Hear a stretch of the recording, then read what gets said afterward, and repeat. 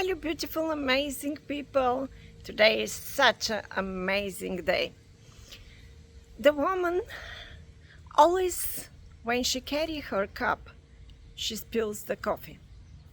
And she start talking, I always spill my coffee. But she decided to change. She start talking to herself. Well, I'm calm, my coffee is in a cup.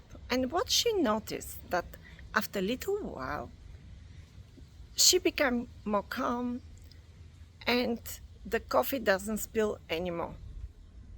What did she change? She changed her self-talk. Our thoughts are very, very important because our thoughts shape our destiny. And our self-talk is like self-prophesize. Whatever you think, you attract. For today, try to change something negative, what you're saying to yourself, and see how it works.